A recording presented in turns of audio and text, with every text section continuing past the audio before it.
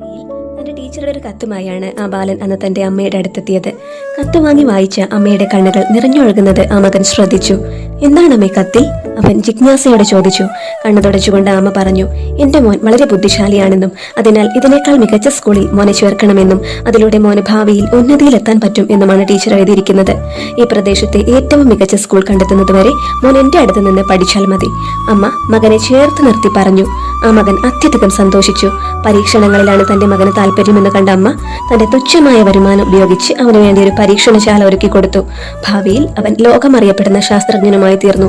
അദ്ദേഹമായിരുന്നു ഇന്ന് നാം കാണുന്ന ബൾബിന്റെ ഉപജ്ഞാതാവ് തോമസ് ആൽവ എഡിസൺ.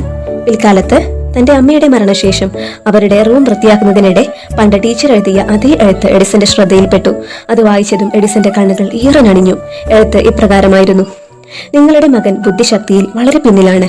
അതുകൊണ്ട് അവനെ പോലൊരു കുട്ടിയെ ഈ സ്കൂളിൽ തുടർന്ന് പഠിപ്പിക്കാൻ സാധ്യമല്ല. ഇവിടെയാണ് നാം രക്ഷിതാക്കളുടെ വാക്കിന്റെയും ബാക്ക് സപ്പോർട്ടിന്റെയും ശക്തി നമ്മൾ മനസ്സിലാക്കേണ്ടത്. പഠനത്തിലും മറ്റും ബാക്ക്വേർഡ് ആയി പോകുന്ന കുഞ്ഞുങ്ങളെ പഴി ചാരുന്നതിനും മറ്റുള്ളവരുമായി കമ്പയർ ചെയ്യുന്നതിനും പകരം അവരിലെ യഥാർത്ഥ കഴിവ് കണ്ടെത്തുന്നതിന് അവരോടൊപ്പം നിന്ന് അവരെ സപ്പോർട്ട് ചെയ്യുക എന്നതാണ് രക്ഷിതാക്കൾ എന്ന നിലയിൽ നമ്മൾ ഓരോരുത്തരുടെയും ദൗത്യം. എഡിസന്റെ കഥയിലെ അമ്മയെ പോലെ കുഞ്ഞുങ്ങളുടെ വളർച്ചയിലെ യഥാർത്ഥ കാരണക്കാരാകാൻ നമ്മൾക്കും സാധിക്കണ്ടേ? ബട്ട് എങ്ങനെ? ഈ ചോദ്യത്തിനുള്ള മറുപടി നിങ്ങൾക്ക് മുമ്പിൽ വരച്ചു കാണിക്കുന്നു. Olive the effective parenting course. 2.5 മാസത്തെ കോഴ്സ് കംപ്ലീറ്റ് ചെയ്യുന്നതിലൂടെ നിങ്ങൾക്കുമാകാൻ പറ്റും ഒരു effective parent. Remember one thing, behind every child who believes in himself is a parent who believes in them first. And if you want to join us or for more details, please do contact us. Thank you.